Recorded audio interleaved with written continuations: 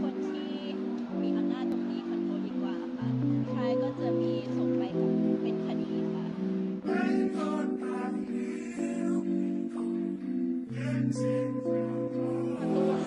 ไปแล้วนะวันนี้เปิดตัวนะเป็นแล้วนะค่ายแตกเหมือนเดิมโอเคก็ต้องขอบคุณสื่อมวลชนทุกท่านนะครับแล้วก็แขกทุกคนนะครับที่ให้ความสนใจเวลเคิร์ฟสตูดิโอกับโปรเจกต์ยูเรนัสนะครับก็ขอฝากโปรเจกต์ที่ถือว่าเป็นโปรเจกต์ที่ท้าทายสำหรับเวลเคิร์ฟมากๆนะครับเพราะว่าเป็นหนังเรื่องแรกของเวลเคิร์ฟแล้วก็เป็นหนังที่ไปอวกาศแล้วก็ลงใต้ทะเล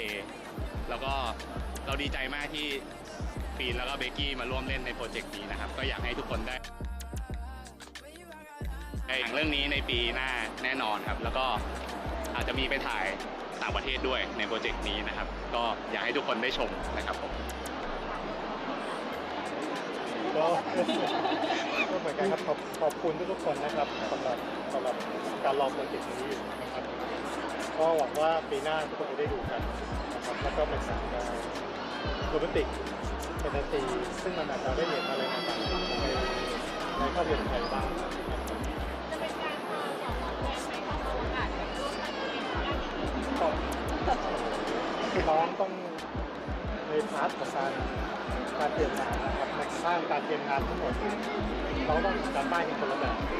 หนึ่งคนที่ต้องลงใต้ทะเลคนที่ต้องเวิร์กช็อปนะครับตัวของจีนเนี่ยจะดัดถึงเรื่องของการคอนโทรลตัวเองกับไล่แรงน้ำถ่วงซึ่งต้องทำงานคู่กับทีมผลิตซึ่งนี่ต้องสอนคาแรคเตอร์ทุกโลกนะครับมันจะโดนเปลี่ยนทั้งอายุและคาแรคเตอร์จีอันนี้คือพุ่งแบบมหาศาลเลยไหมคะใช่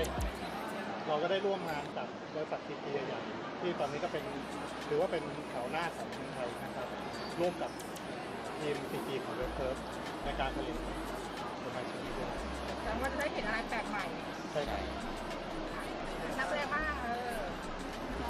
ตื่นเต้นค่ะตื่นเต้นแล้วก็ดีใจมากๆที่ได้เป็นส่วนหนึ่งในโปรเจกต์ยูเรนัสค่ะก็พวกเราก็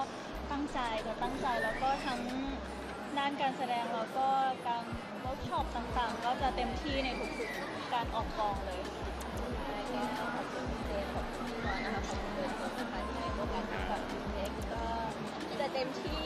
ได้บทมาแล้วก็ท้าทายพอสมควรแต่ก็จะเต็มที่แล้วก็จะทำออกมาให้ดีที่สุดเลยค่ะจริงหนักใจในทุกส่วนนะครับเพราะว่ามันยากไปหมดทุกอย่างเพราะว่าเ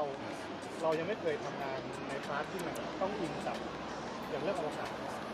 เวลาเราอินกับประวัติศาสตร์อะไรบางอย่างหรือว่าความเป็นจริงเรายังพอรู้พอสัมผัสได้แต่บางไปนอกโลกในอวกาศเราไม่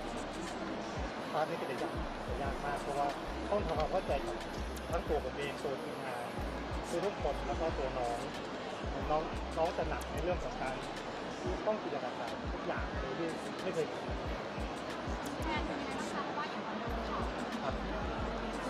ก็หลังจากนี้ก็คือเข้าเวิร์กช็อปทุกคนก็จะต้องเข้าเวิร์กช็อปกันแล้วก็การเปิดกล้องเนี่ยเป็นอยู่ที่ตุลา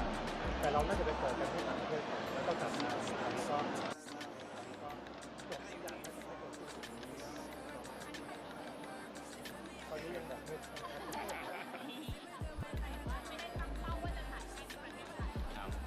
ใช่ครับด้วยโปรเจกต์ตัวนี้เองนะครับเรามองคุณภาพงานซึ่งพอเป็นโปรเจกต์แรกครับแล้วเราเป็นสตูดิโอใหม่ซึ่งเราก็อยากให้ได้ทำโปรเจกต์ที่มันน่าสนใจมากๆนะครับแล้วก็เราก็อยากให้คนไทยและการสตูดิโอหนังไทยเนี่ยได้กล้าออกจากกรอบเราก็เลยออกโลกนะครับแล้วก็ด้วยโปรเจกต์นี้เราจะมีการไปฉายที่เทศกาลหลายๆประเทศนะครับเราก็รู้สึกว่ามันเป็นโปรเจกต์ที่ทุกคนจะได้เห็นน้องสองคนนะครับซึ่งแต่ละโลกเขาของคนไม่เหมือนกันเพราะว่ามันไม่แค่อายุแต่มันคือแต่ละโลกเปลี่ยนคาแรคเตอร์เปลี่ยนครอบครัวกันเปลี่ยนแบ็คกราวด์ซึ่งอันนี้ผมว่าศักยภาพของน้องเราทุ่มเทในโปรเจกต์นี้ยังไงก็ไปไกลทั่วโลกแล้วเราตั้งเป้าเนี่ยใช้อย่างน้อยต้องไม่ต่ำกว่า20ประเทศแน่นอนแล้วก็เรารู้สึกว่าคุณภาพหนังเรื่องนี้มันต้องได้รางวัลระดับโลกจริงๆสำหรับโปรเจกต์นี้ครับ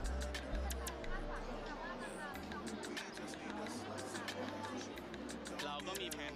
ที่จะพาน้องไปเดินพรมแดง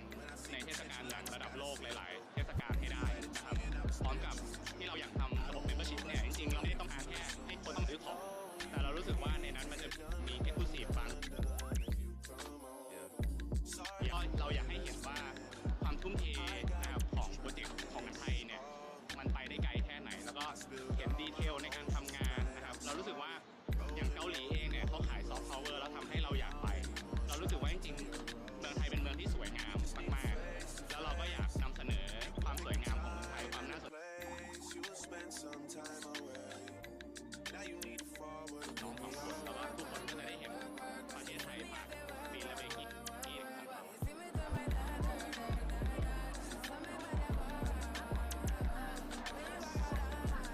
ใช่ครับ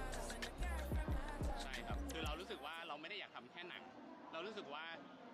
เอนเตอร์เทนเมนต์น่ะมันไม่ใช่แค่ภาพยนตร์หรือซีรีส์มันคือผ่านคอนเทนต์ละกันแล้วเราเลยทำเรื่องของมีเดียเทคขึ้นมาเรารู้สึกว่าการเป็นมีเดียเทคมันเชื่อมคนทั้งโลกเข้ามาอยู่ที่เดียวกันเราได้เห็นเราไปพร้อมๆกัน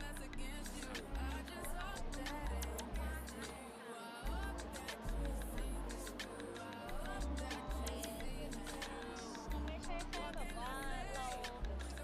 แสดงละครแล้วแบบทำความเข้าใจกับบทกับอะไร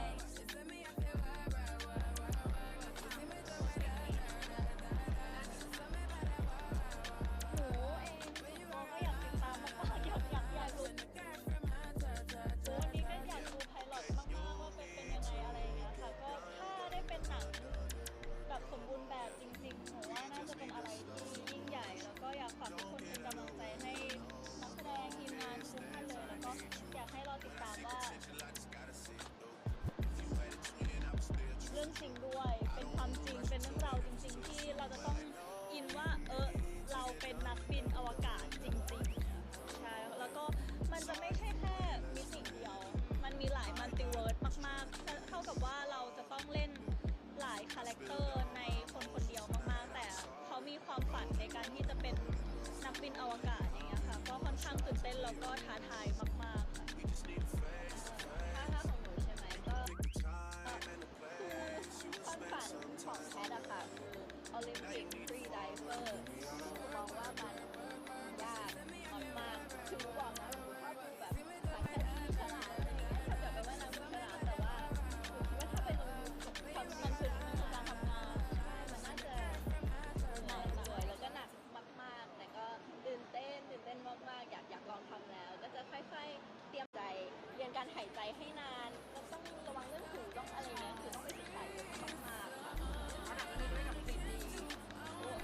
หนูส่วนใหญ่จะCGเยอะมากค่ะเพราะว่าอย่างตอนถ่ายไพลอตก็อาการทั้งวันเลยกับการที่จะต้องอยู่บนสลิงแล้วก็ค่าคืออะไรก็ไม่รู้เลยใช่ค่ะว่าแบบเดี๋ยวจะมีหน้าต่างตรงนี้อะไรเงี้ยหนูว่าถ้าในหนังจริงๆน่าใช้เวลากับตรงนี้ค่อนข้างที่จะนานมากๆเพราะว่าหนูได้เป็นนักบินอวกาศจริงๆในหนังนะคะก็ค่อนข้างที่จะอาจจะต้องใช้จินตนาการแล้วก็รวมถึงบอดี้ด้วยเพราะว่าตอนที่ไปขึ้นสลิงจริงๆมันค่อนข้างที่จะรัดตัวมากๆแล้วก็พอตอนดึงขึ้นมันก็ค่อนข้างที่จะรู้สึกเยอะเหมือนกันค่ะใช่ยังเลยค่ะเหมือนวันนั้นเป็นครั้งแรกแล้วก็เป็นครั้งเดียวเลยที่ได้ขึ้นสลิงก็พยายามทำความเข้าใจกับเขาว่าโอเคมันจะไปหน้าไปหลังยังไงอะไรแต่ก็ต้องพยายามแล้วก็ทำความเข้าใจค่อนข้างเยอะแม่มันเสียวตกมากคือแบบพอเหมือนมันลอยจริงๆแล้วเรามันเป็นไงบ้างน่ารักมากเลยค่ะคือรู้สึกแฮปปี้มากๆแบบไม่เคยรู้สึกว่าตัวเองไม่ได้ยิ้มเยอะเท่าวันนั้นมาก่อนแล้วช่วงหลังๆก็รู้สึกว่าแฮปปี้แล้วก็รู้สึกภูมิใจกับตัวเองที่แบบว่า